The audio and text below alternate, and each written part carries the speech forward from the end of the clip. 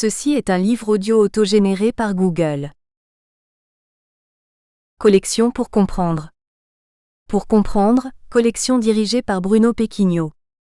L'objectif de cette collection pour comprendre est de présenter en un nombre restreint de pages une question contemporaine qui relève des différents domaines de la vie sociale.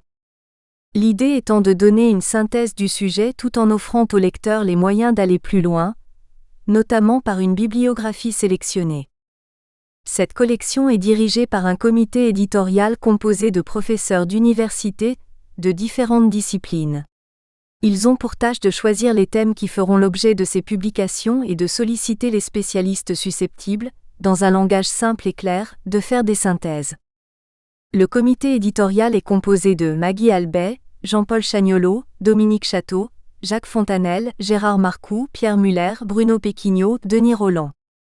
Dernière parution. Zachary de SAINTMEDE, Dominique de Villepin au Quai d'Orsay, 2002 à 2004, 2022. Kevin REBECCHI, La neurodiversité, 2022. Alain Benazet, Lorsque l'Europe apparaît, 2022. Yves Berthier, La naissance des États-Unis d'Amérique, de Christophe Colomb à George Washington, 2022. Jean d'Alençon, L'amour de la vérité. Itinéraire philosophique, 2022. Georges Bilan, Épargne, placement, investissement, La fin de l'âge d'or de l'assurance vie. Comprendre et agir, 2022. Ingrid WESTERCAMP, L'éducation ou l'art du levain, à l'attention des parents et des éducateurs, 2021. Olivier Nkoulou Kabamba, La relation médecin-patient. Approche kantienne de la pratique médicale, 2021. Bernard Verdier, L'art désenchanté, Essai sur les origines de l'esthétique contemporaine, 2021. Avant-propos.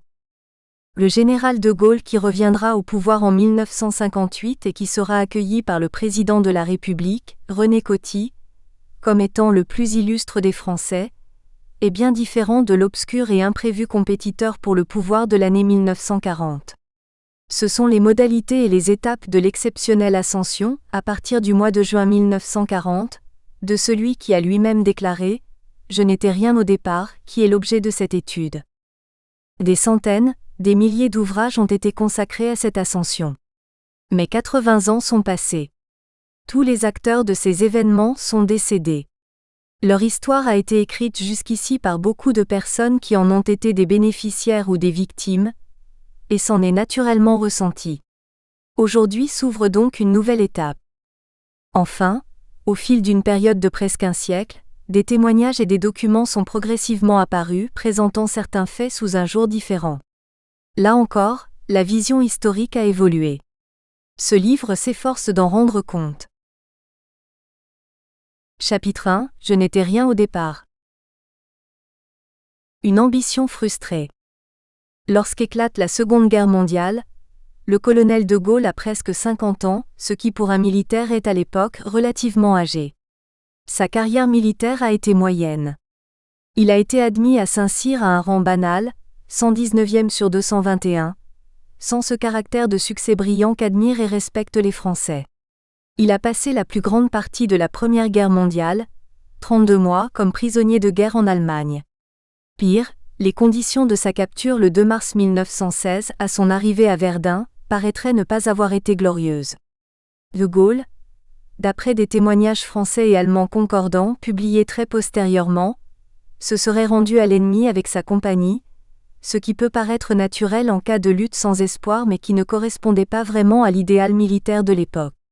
Cette capture a certes donné lieu à une citation flatteuse, mais De Gaulle a indiqué lui-même à son père qu'elle ne reflétait pas du tout la réalité. De Gaulle a longtemps été protégé et aidé par le maréchal Pétain, son premier colonel, avant d'ailleurs de se brouiller avec lui pour un différend sur la paternité d'une œuvre littéraire. Mais malgré cette aide, il n'a pas vraiment brillé dans son parcours. Admis à l'école de guerre, il y a été mal noté. On connaît la fameuse appréciation portée sur lui et critiquant son assurance excessive, sa rigueur pour les opinions des autres et une attitude de roi en exil. Il est sorti mal classé, et il a fallu l'intervention exceptionnelle du maréchal Pétain pour atténuer un peu l'effet de ce rang de sortie.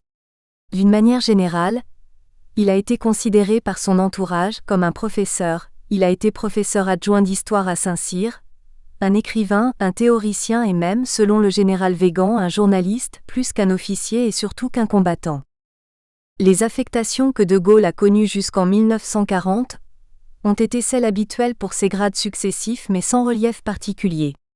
Et on relève même qu'il a été dans les années 30 longuement affecté à un emploi purement administratif au secrétariat général de la Défense nationale, organisme qualifié par l'amiral Darlan de parasite inutile, qui lui a certes permis de fréquenter des personnalités mais dans une position subalterne. Son rythme d'avancement lui a parfois paru menacé par la cabale des bureaux, qui se serait exercée contre lui. La notoriété de Gaulle dans le public était quasi nulle, et ne reposait que sur de petits ouvrages dont la diffusion était restée confidentielle. Le colonel De Gaulle a été cependant remarqué, dans un cercle restreint, pour avoir soutenu avec une grande détermination la nécessité, selon lui, de la création d'un corps cuirassé formé d'unités blindées spécialisées et servies par des personnels de métier. Mais cette idée, également avancée en Allemagne et qui a donné lieu outre-Rhin à la création des Panzer-Divisions, avait déjà été défendue en France par plusieurs théoriciens militaires, notamment par le général Estienne et par le général Douminc, futur major général de l'armée. En outre, il a été reproché plus tard au général de Gaulle de n'avoir pas vu le fait capital de l'association de l'avion et du char, pour l'efficacité de l'action. Tout au long de sa carrière militaire, De Gaulle a eu peu d'amis. Peu d'amis à Saint-Cyr, où il ne suscite pas la sympathie. Peu d'amis également dans l'armée, comme le relève le maréchal Pétain. Selon le général Lafargue, des cadres de l'école de guerre auraient menacé de démissionner au cas où le commandant De Gaulle serait nommé parmi eux. Mais peut-être cette protestation ne visait-elle qu'une éventuelle nomination, en marge des règles. On raconte aussi que vers le début des années 30, le général Walsh songea à l'appeler auprès de lui à son état-major de Strasbourg et y renonça parce qu'on lui dit que cet officier n'avait pas d'amis. L'éventuelle nomination du colonel De Gaulle au poste de secrétaire du comité de guerre s'était heurtée à une opposition irréductible de M. Daladier, mais aussi de l'état-major. Lorsque De Gaulle quitta sa division début juin 1940, du fait de sa nomination au gouvernement, ses adieux se firent dans une atmosphère glaciale. La brève participation de Gaulle aux opérations militaires de mai 1940 à Montcornet, 17 au 19 mai, et à Abbeville, 28 au 30 mai, n'a pas constitué le succès que plus tard, encore que finalement discrètement, il a tenté de faire croire. Ces deux opérations avaient été excessivement coûteuses en pertes, sans réel résultat et sans talent dans l'emploi des moyens. L'absence de capacité militaire vraiment reconnue a été d'ailleurs, pour De Gaulle, un point sensible. Il souffrira de constater que les chefs militaires alliés ne manifesteront qu'aucune considération pour son point de vue, et le tiendront systématiquement dans l'ignorance de leur stratégie. Et ce ne sera pas faute pour lui d'avoir avec obstination tenté de se faire entendre d'eux. Cette absence de reconnaissance a accru encore chez De Gaulle sa crainte de voir son propre rôle amoindri par la gloire militaire des autres. De Gaulle n'aura pas d'estime pour le général Giraud qu'il qualifiera de borné, mais il s'inquiétera quand même de ses succès militaires en Tunisie et en Corse en 1943. Il s'inquiétera aussi de ceux du général Juin, major de sa promotion de Saint-Cyr, à qui, après sa très brillante campagne en Italie, il retirera son commandement sans s'en justifier réellement. De Gaulle n'a pas bénéficié non plus d'un milieu familial et social particulièrement porteur. Son père était un directeur d'établissement scolaire. Sa famille appartenait à la classe moyenne intellectuelle parisienne, et était sans grandes ressources. Bref, il est assez vrai que, comme il l'a écrit lui-même dans ses mémoires, De Gaulle, en 1940, n'était rien au départ. Son potentiel, De Gaulle l'a d'abord tiré de son caractère qui, selon Mauriac, serait sa destinée. Pour être clair, De Gaulle présentait beaucoup des traits qui sont ceux des caractères difficiles, selon le mot de son fils, avec leurs avantages et leurs inconvénients. Il y avait d'abord en lui une exceptionnelle détermination, consubstantielle à sa très forte personnalité mais nourrie aussi par la longue frustration d'un tempérament très orgueilleux. De Gaulle sentit en 1940 qu'après une carrière obscure allait s'ouvrir pour lui un créneau pour approcher de la gloire, et il décida d'instinct de tenter d'y réussir à tout prix.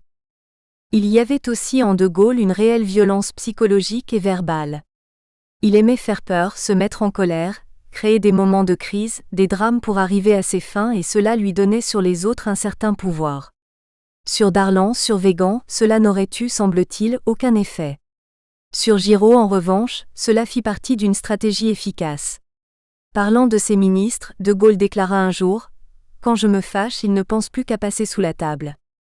Son tempérament très autoritaire, Félix Gouin parlait d'une passion d'autorité, préférait les individus à l'échine souple. « Est-ce qu'il se couche » demandait-il d'un collaborateur. Il y avait en lui une agressivité latente, un besoin d'ennemi, il aimait se battre. Il était si conscient de sa nature qu'il en fit l'apologie pour la sublimer, dans son ouvrage « Le fil de l'épée ».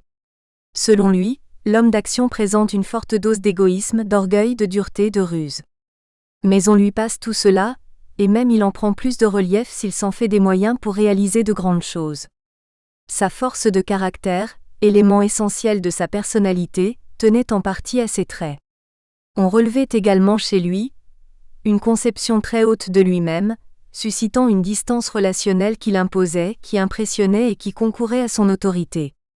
Comme le notera Malraux, avec De Gaulle il n'y a pas de Charles. À cela s'ajoutait une espèce d'inhumanité, relevée plus tard par Mauriac, une absence d'affectivité et une rugosité qui se manifestaient par des attitudes abruptes, des réparties tranchantes et des sarcasmes. Il était également cyclotimique. Les inconvénients relationnels de ce caractère qui avait contribué à l'isoler seront cependant atténués en 1940 par le fait que De Gaulle se situera d'emblée au sommet de l'organisation qu'il constituera et disposera pour asseoir cette position des moyens exceptionnels que lui fournira Churchill. De Gaulle tiendra aussi sa force et son rayonnement de son intelligence. Cette intelligence séduisait ses interlocuteurs, et cela d'autant plus qu'elle s'appuyait sur une forte culture historique et qu'elle donnait lieu à des analyses brillantes et parfois prophétiques. Mais c'était aussi une intelligence rusée, méfiante, manœuvrière, intégrant très naturellement et sans apparemment le moindre scrupule moral, le recours au mensonge, même vis-à-vis de ses pairs. En cela son appartenance militaire fit illusion car ce type de comportement était celui d'un homme politique, et non pas d'un soldat. Le général Giraud et bien d'autres s'y laissèrent prendre. C'est cette intelligence associée à cette fermeté exceptionnelle de caractère qu'il ressentit en lui depuis sa jeunesse, et qui constitua ce don particulier, qui lui avait inspiré de fortes ambitions qu'il s'irritait de ne pouvoir réaliser. De Gaulle en imposa enfin, par sa stature, par sa taille, 1,93 m, 2 m avec son képi, par son nom, étrangement adapté à la mission qu'il se donnera, par la confiance qu'il inspira comme chef politique, par ses talents d'expression et par le farouche désir de revanche d'une ambition longtemps déçue. On sera également sensible chez lui, à la parfaite honorabilité de sa vie personnelle, qui servira de référence. On dira plus tard, devant le comportement incongru de tel ou tel homme politique, que l'on n'imagine pas le général de Gaulle faisant cela. Son intégrité fut inattaquable, et sera bien symbolisée par sa modeste habitation de Colombey. Si sa vie familiale a été plutôt austère, d'après les confidences de son fils, elle a été digne. Son patriotisme a été indépassable. À la veille de la Seconde Guerre mondiale, De Gaulle qui a, nous dit-il, toujours eu le désir de jouer un grand rôle en France et qui a vu les années défiler sans en avoir l'occasion, attend, comme d'ailleurs un certain nombre d'officiers de carrière ambitieux, que cette guerre lui donne la possibilité de prouver sa valeur. Or cette guerre, selon ses propres mots, commence mal. L'effondrement quasi immédiat de l'armée française en mai 1940.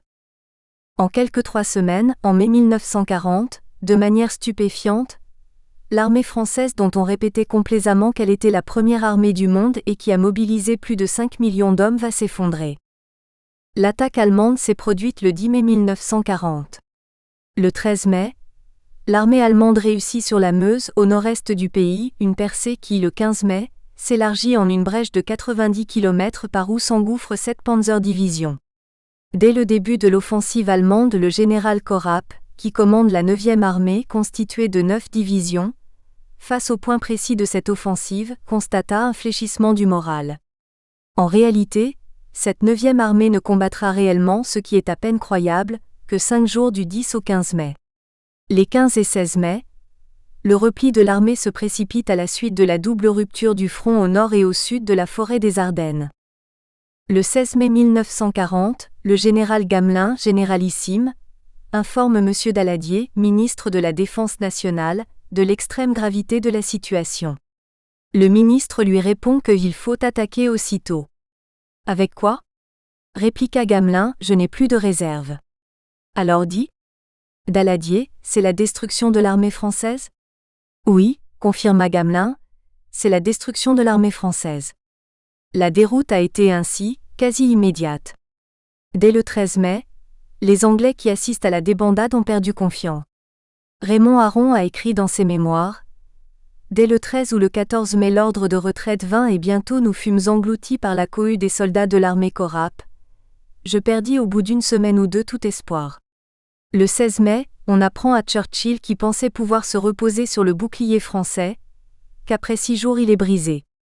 À cette date en effet, ministres et généraux savent la partie sinon perdue, du moins très gravement compromise. » De Gaulle note également dans ses mémoires de guerre « On peut dire qu'en une semaine, le destin était scellé. » En fin de soirée du 16 mai, le président du Conseil Paul Reynaud envoie au général Weygand, qui se trouve à Beyrouth en tant que commandant en chef du théâtre d'opération en Méditerranée orientale, un télégramme le rappelant à Paris et il le nomme le 19 mai à la place du général Gamelin. Mais le lendemain même, les panzers du général Guderian atteignent la Manche à Montreuil-sur-Mer, coupant en deux les armées franco-britanniques. Cette nomination de Weygand intervient ainsi au moment où la guerre est quasiment perdue. Reynaud lui-même, dès le 25 mai, n'a plus d'espoir. Le maréchal Pétain, membre du gouvernement, déclare le 26 mai au général anglais Spears que la situation est catastrophique et qu'il ne voit pas d'issue. Weygand va tenter de former un front continu sur la Somme et sur l'Aisne, mais ce front est disloqué entre le 4 et le 8 juin. Le 11 juin, le général Weygand déclare à Churchill que la résistance française touche à sa fin, et que l'on donne ou non aux troupes l'ordre de retraite générale, le résultat sera le même. Le 14 juin, les troupes allemandes entrent dans Paris. Au 15 juin 1940, il n'y a plus d'armée française, même si quelques corps d'armée et divisions se battent avec héroïsme. Cet écroulement quasi instantané de l'armée française suscita évidemment une exceptionnelle stupéfaction. La France passait pour avoir la plus forte armée qui ait existé. Paul Reynaud, ministre des Finances et bientôt président du Conseil, déclarait le 10 septembre 1939 « Nous vaincrons parce que nous sommes les plus forts ». De Gaulle écrivait le 22 octobre 1939 « Si l'ennemi nous attaque demain, je suis convaincu que nous lui tiendrons tête ». Et il écrivit dans ses mémoires de guerre que notre armée fut en tête de toutes les armées du monde, notre flotte une des meilleures, notre aviation au premier plan, nos généraux les plus capables, cela pour nous allait de soi. Lors du défilé du 14 juillet 1939, l'armée française donnait l'impression d'une force irrésistible. Le slogan « On va gagner » était répété à l'infini. Jean Giraudoux écrivait en décembre 1939 dans son ouvrage « Plein pouvoir », la France s'offre le luxe de l'armée la plus forte du monde. Et le généralissime Gamelin estimait que, si par malheur, par la folie allemande, le conflit éclatait, ce ne serait pas l'Allemagne qui gagnerait mais la France et ses alliés. L'ahurissement fut donc total. On se demandait le 15 mai au grand quartier général, qui donc paralysait nos chars, les meilleurs du monde, notre artillerie écrasante ? Léon Blum déclara au procès du maréchal Pétain, on disait, au chef de l'armée, mais enfin quoi, il n'y a plus rien à faire ? La Seine n'est pas défendue ? La Loire ne sera pas défendue ? Alors quoi ? Il semblait qu'on fût devant une espèce de décomposition, de disparition soudaine, même d'anéantissement soudain, de tout ce qu'il y avait en France de capacité, de possibilité, de volonté de lutte ou de résistance. C'était bien vu. Le conseiller diplomatique de Paul Reynaud, Roland de Margerie, a écrit dans ses mémoires « En dépit de mon pessimisme, j'étais à 1000 lieues de prévoir la déroute qui allait bientôt commencer. » La stupéfaction fut encore plus grande outre-mer pour tous ceux qui, se trouvant loin, n'avaient pu se rendre compte eux-mêmes du déroulement de la catastrophe. Chez les Africains, la défaite de l'armée française en quelques jours était un phénomène incompréhensible. Beaucoup n'imaginaient pas d'ailleurs l'ampleur de la défaite. Et dans un premier temps, Nombreux furent ceux qui, autour de Noguès au Maroc, de Boisson en Afrique occidentale française et de bien d'autres dirigeants, manifestaient le désir de continuer la lutte, avant que les informations accablantes reçues de métropole ne les amènent à revenir sur leur première réaction. À l'étranger, les commentateurs prirent moins de gants qu'en France pour rendre compte de cette déconfiture de l'armée française. Elle suscita du mépris chez Staline qui fut stupéfait par cette défaite. Il déclara que la Pologne et la Yougoslavie avaient droit à plus de considération que la France, et que celle-ci était désormais une nation décadente. Plus tard à Yalta, en février 1945, il répétera qu'en 1940, les Français ne se sont jamais battus, et que la France a ouvert son front à l'ennemi. Il en fut de même chez Roosevelt qui ressentit un certain sentiment anti-français. Harry Hopkins, son envoyé spécial, déclara plus tard « L'idée que de tout temps nous nous étions fait de la valeur et de l'énergie de la France fut bouleversée en un instant. » Et l'historien américain William Langeais a écrit « L'histoire moderne rapporte peu d'événements aussi stupéfiants que la défaite française en juin 1940. » En moins de 6 semaines, une des puissances qui dirigèrent le monde fut littéralement balayée de la scène internationale. Le refus de mourir à la guerre. On a avancé des dizaines et des dizaines de motifs pour justifier cette épouvantable et humiliante catastrophe militaire, et en masquer la vraie raison. On n'osa pas évoquer en effet, car c'était insupportable à l'époque, et encore aujourd'hui, la raison déterminante de cet effondrement militaire menant à la servitude, raison que des millions d'acteurs ou de témoins avaient pourtant pu constater eux-mêmes sur le terrain et que les étrangers ne se firent pas faute de souligner, à savoir la démission collective, la désertion au combat d'une partie importante du peuple français de l'armée française. Un tournant historique s'était en effet produit, durant l'entre-deux-guerres, dans l'esprit d'un grand nombre de Français, à savoir le refus d'accepter désormais la mort militaire, la mort à la guerre. La Première Guerre mondiale avait provoqué une cassure définitive. Il y avait eu trop de morts, 1 370 000 tués ou disparus, sans compter les 2 595 000 blessés ou mutilés. Les progrès techniques de l'armement avaient changé radicalement la nature et les résultats des combats. Bien des Français ne voulaient plus désormais servir à nouveau de chair à canon. À travers toute la France, dans les plus modestes villages, les 36 000 monuments aux morts rappelaient l'épouvantable hécatombe. Nombreux étaient ceux qui refusaient qu'à l'occasion d'une nouvelle guerre on doublât les listes des morts pour la France, et que l'on refît 1914 à 1918.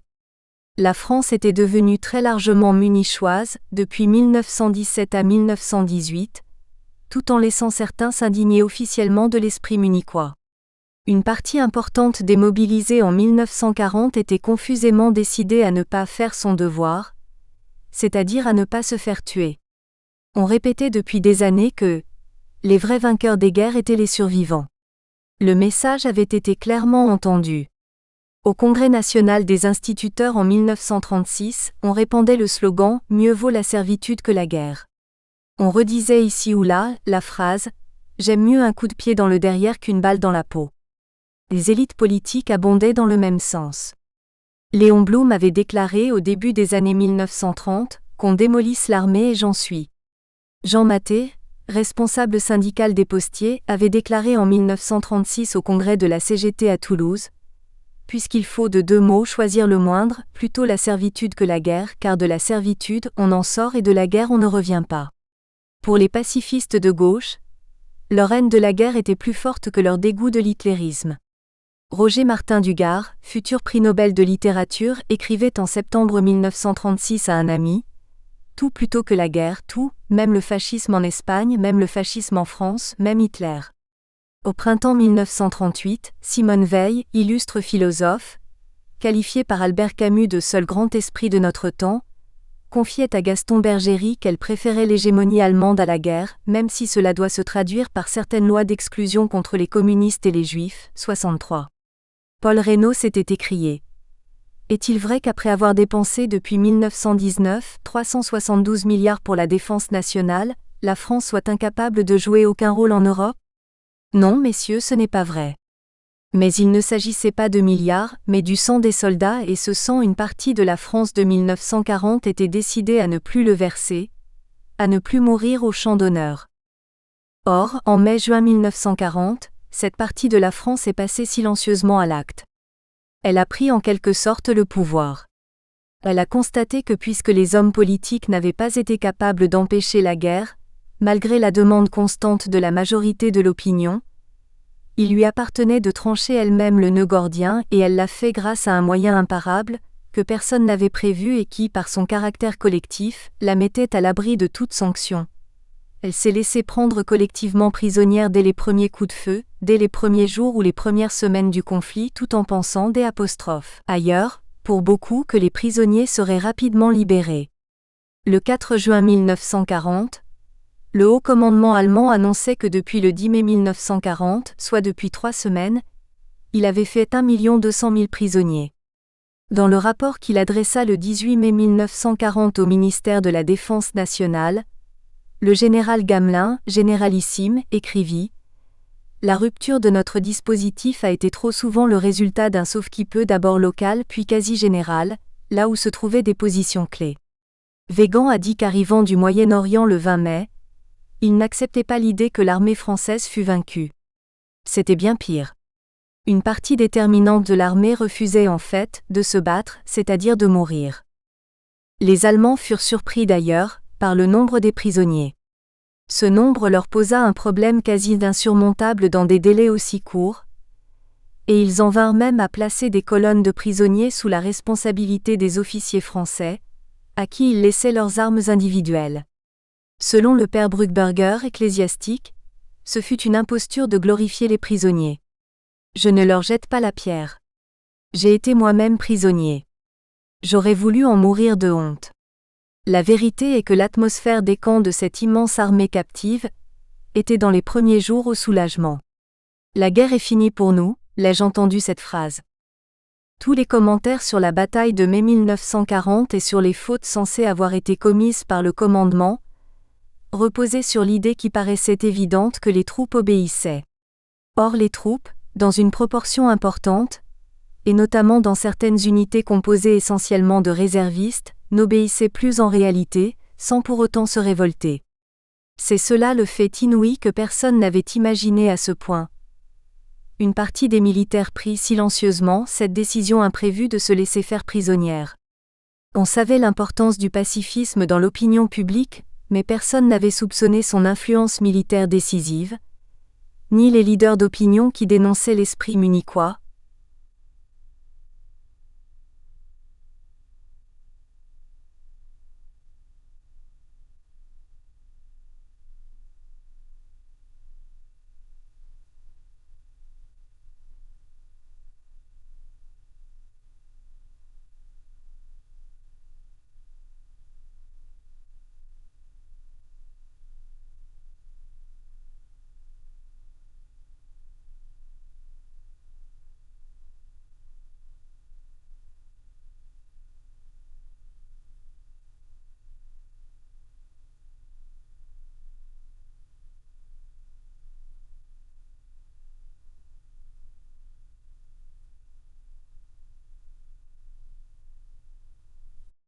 La défaite a ainsi résulté de manière déterminante du comportement d'une grande proportion de soldats français et elle a été en quelque sorte volontaire. C'était la mise en œuvre réelle du pacifisme. Giono avait écrit « Je refuse d'obéir à la guerre ». Une partie de ses compatriotes en a fait autant. Une grande partie des combattants a été attendre dans les camps de prisonniers allemands la fin de la guerre, camps qui, si l'on en croit des personnes comme le futur académicien Jean Guiton, appliquait assez correctement les conventions internationales protectrices des prisonniers, dispensant notamment les officiers du travail. La France, dans sa majorité, n'a pas fait en 1940 une erreur. Elle a voulu, en présence de l'attaque allemande, ce qui s'est passé. Les Français, dans leur majorité, ont voulu éviter la mort à la guerre et ils y sont parvenus. Le diplomate Jean Chauvel a évoqué ces hommes qui, si nombreux, acceptèrent benoîtement la fin d'une aventure qu'ils n'avaient pas voulu, qu'ils n'avaient prise vraiment ni au tragique ni au sérieux et qui s'en remettaient à la mansuétude escomptée des vainqueurs. Le peuple français était en 1940 assez largement un retraité de la guerre.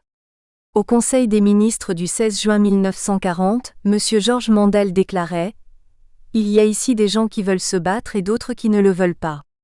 Mais le vrai problème était de savoir si les soldats, eux, voulaient se battre, ce qui n'était pas le cas d'une proportion importante de ceux-ci. À cet égard, la guerre de 1940 n'a pas été vraiment perdue par la France. Elle n'a pas été faite.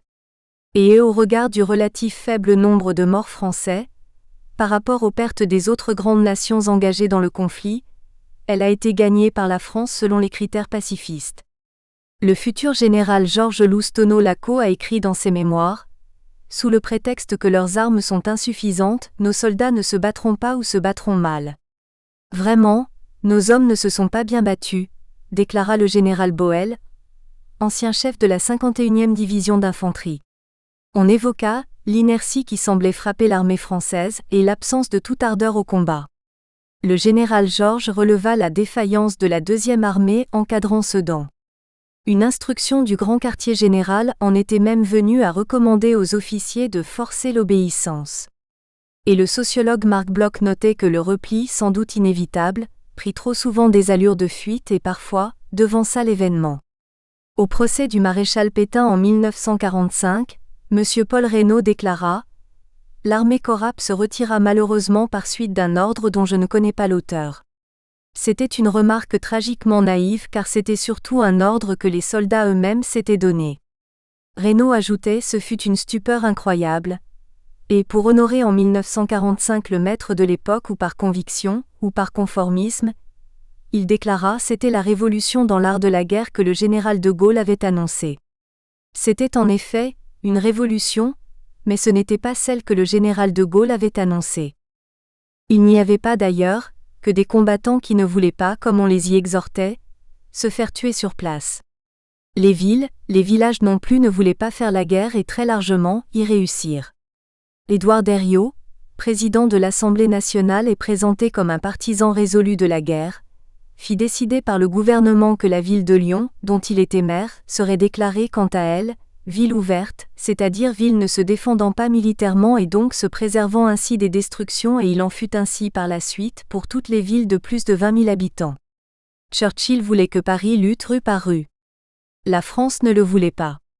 Et dans le reste du pays, on nota que certaines municipalités se dressèrent contre les militaires chargés de les défendre, et que bien d'autres manifestèrent leur soulagement quand ces militaires s'éloignèrent.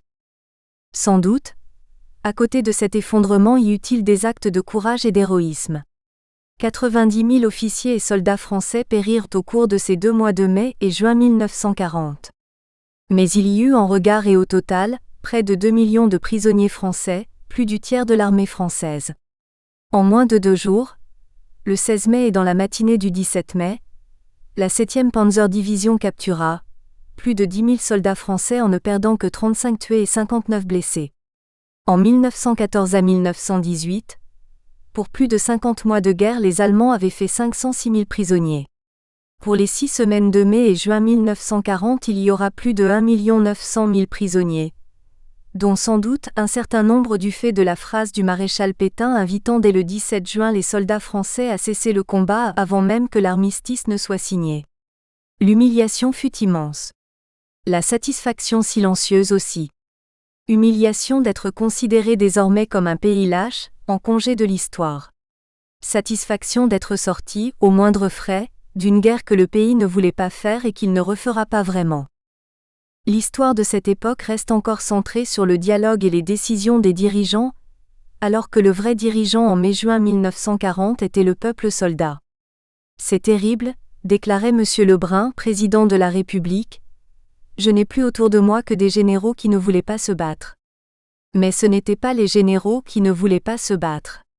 C'étaient les soldats, et cela, M. Lebrun ne l'avait pas compris, ou n'avait pas osé le dire. On dira que Bordeaux était l'épicentre de l'effondrement. Mais ce n'était pas Bordeaux qui était l'épicentre de l'effondrement, c'était l'armée française elle-même. On croyait, en raison de la victoire de 1918, que la France était encore une grande puissance militaire. Mais du fait de la profonde évolution de l'opinion publique, rompant délibérément par écœurement avec des siècles de gloire militaire, la France ne l'était plus, faute d'un nombre suffisant de soldats prêts à mourir sur place comme les y exhortaient les chefs militaires. Et ce changement profond d'opinion sur la guerre, dont on n'acceptait plus ainsi qu'elle demeure le moyen de règlement des problèmes politiques, excluait chez beaucoup de ceux qui le ressentaient l'idée même d'une lâcheté. Le grand tabou. La réaction nationale devant un tel événement inouï et insupportable fut quasi unanime.